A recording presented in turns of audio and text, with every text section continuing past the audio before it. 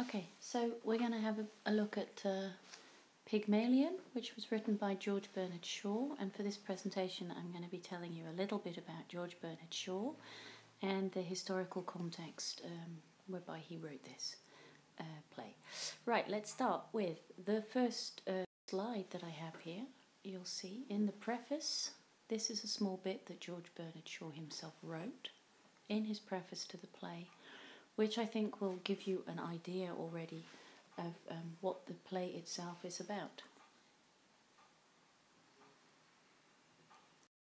Right, let's take a look at the historical context. The play is based in the Victorian period, if you like. It's a reaction to the Victorian period. What you'll see here is, I've written the dates of the early Victorian period. The Victorian era itself was a period of dramatic change which brought England at the time to its highest point of development as a world power. London itself grew from a population of around 2 million when Queen Victoria came to the throne to about 6.5 million by the time of her death, which also indicates a dramatic transition from a way of life based on land ownership to the modern urban economy. There was also an enormous increase in wealth at the time in England, but also a very rapid and unregulated industrialisation, which brought about a host of social and economic problems. Most of you will know about the industrialisation from history lessons. The early Victoria period, so this is what's written here, 1830 to 1848, saw, for example, the opening of Britain's first railway, its first reform parliament, but it was also a time of economic distress. And the early Victorian writers were responding to the social changes, i.e. the shift from an agricultural to an industrial society, the shift away from the traditional beliefs, the decline in traditional religious beliefs. They adopted a moral aesthetic and maintained that literature itself should provide fresh values and understanding of the newly emerging society of the time. They also examined the complications of forming a personal identity in a world where the social structures, therefore the strength of the church and so on, in a world where these were actually breaking down. The mid-Victorian period was also not free of harassing problems, but it was nonetheless a time of prosperity, optimism and stability in the country. By the 1970s, art was starting to oppose what by now was perceived as repressive aesthetic. Writers began to reject any obligation to produce moral art.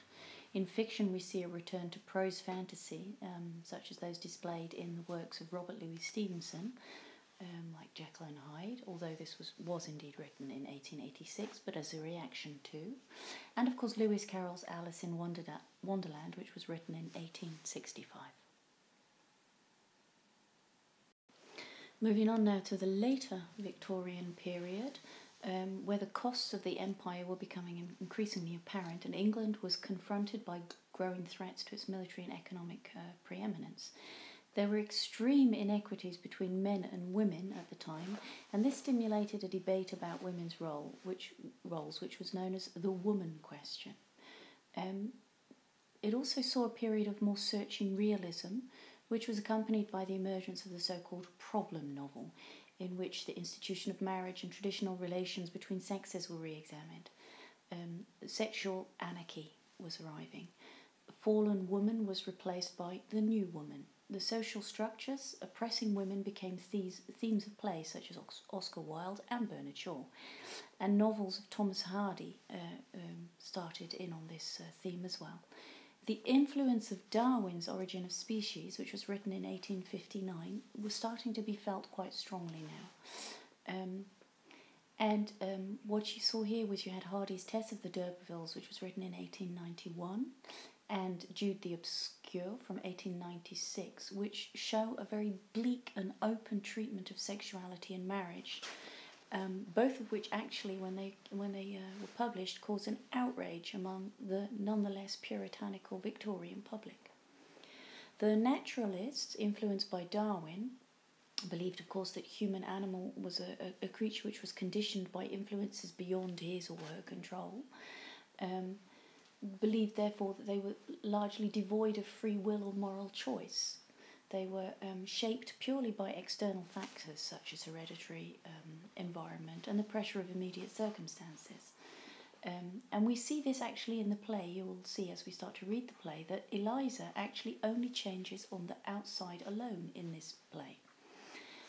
At the turn of the century, leading up to World War I, there was another primary concern of writers of the period, which was mainly sexuality and sexual mores. And you see this, of course, in Lawrence's Lady Chatterley's Lover from 1928, where he depicts sexuality in a very forthright manner, which was an integral part of his crusade against the constricting and sterile values which he felt of the modern civilization of the time. Right, let's move on to the background to Pygmalion and to George Bernard Shaw himself. Shaw was born in Dublin in 1856 and left school at 14. His mother actually moved to London in 1876 to be a music teacher, and he later followed her there. He himself was very, very interested in social reform and also became a music critic. He was a great, great fan of Wagner. And in his music criticism, he mocks conventional tastes and fashionable preferences, which you can also see in his literary works, such as Pygmalion. He actually started his career as a novelist and published in socialist journals.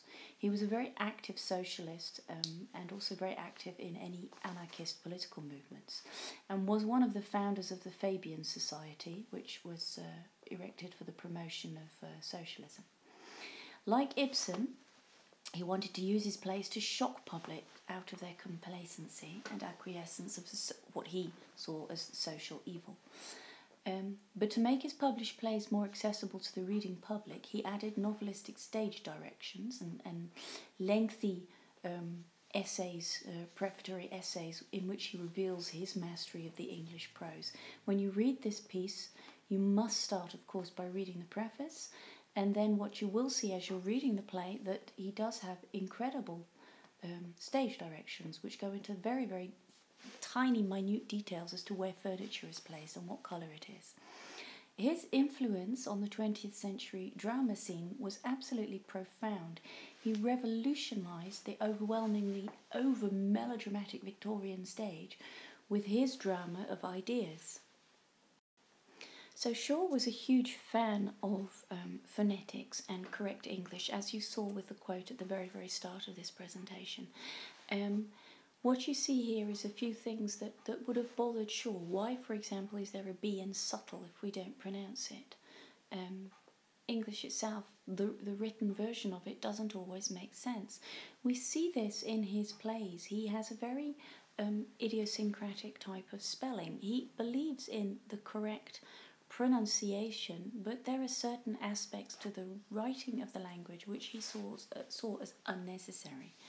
But one thing that does come through in this play is the magic of teaching. He really thoroughly believes in the power of teaching and the power of words. So a very brief reference to Cinderella, as you'll no doubt hear people referring to Pygmalion as a type of Cinderella play.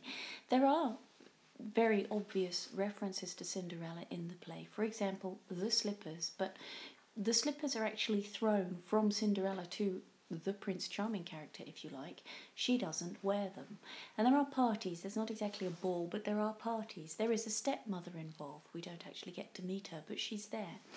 As I say, the sort of Prince Charming character, there is a lead character who you could consider to be Prince Charming, though he's not exactly terribly charming. And the most interesting point is there's an open end to the play rather than the typical happy ending, although later on Shaw did write an ending to his play to satisfy all the people who complained that it didn't have a happy ending. Whether or not you think the new ending is a happy ending is also debatable, but I certainly recommend that everybody reads the extra bit that Shaw added on at the end. Finally, here are some references which can be interesting to refer to after you've read the play.